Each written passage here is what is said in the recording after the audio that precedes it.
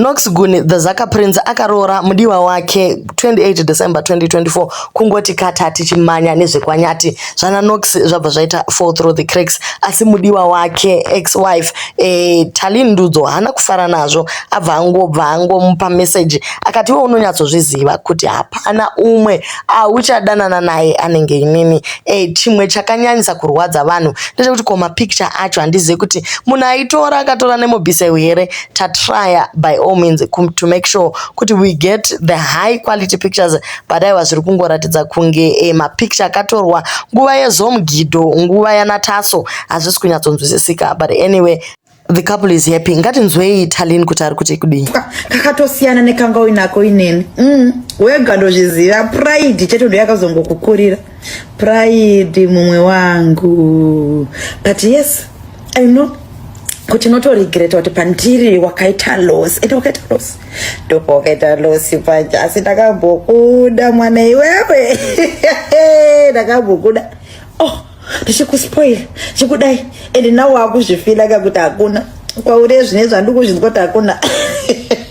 kunokuchete handiwaionerwa ifungwa ndichafufunyuka nenyaya yekuti wandijorera aiwa kana ndikufufunyuka am glowing wafungwa ndichafufunyuka because wandijorera aiwa ndikutofara ini ndikutomove on ndikutoglowa but iwewe ndoziva kuti iwewe ndiuri kuzvisquinya every single day uchiziva kuti ndakaita loss tuma spoilings nyangwa mukatraya kukwekweta haufe wakawana munhu anenge inini there's one me only ndo mashoko aTalin ari kuti uri kunyepedzera kuva happy nebhebi rako but you know deep down kuti inini ndinda ndiri soulmate yako ndaikuitira zvese zvaunoda Knox hapana chawaishaya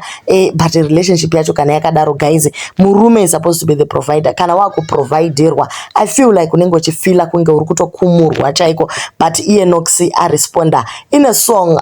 inonzi iyeye iri kuti iyo inini ndaitokuda nemoyo wese asi iwe waindishora uchindinyomba uchindiona kunge ndisiri worthy uchindi-expose kuvanhu musakanga mweTalin akambotaura akati Knox akamupa chirwere chepabonde zvakakonzeresa kuti paite division nemanetizens vamwe vachisapota Knox vamwe vachiti Talin wadarireiko kutaura uchifukura hapwa zvinhu zvemumba yemukati saka vazhinji vari kungoti aiwa Knox tiri kufara kuti you have moved on Talin anga akanyanyisa drama uko Knox ari kuti handina kana problem iwe Talin since you are saying you moved on it is good for you that you move on hatingarambi tongoita back and forth kunge vanana tichitukana nekuti ini ndaikuda iwe waindida kukana dei taidanana zvedei vachingori vese nanhasi so guys ndozviri mumastreets ezvimukomana azvitorera musikana wake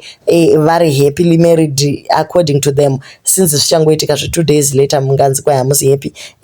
asi nyaya iripo ndeyekuti aiwa kuna mukoma Knoxika sorry zvenyu hatina kupa enough coverage tatichambomanya nemacelebrity enyika kungoti mima hatisi kuziva kuti mapera here kana kuti zviri kufamba sei do leave your comments on what you think ndisarohwe zvangu wedu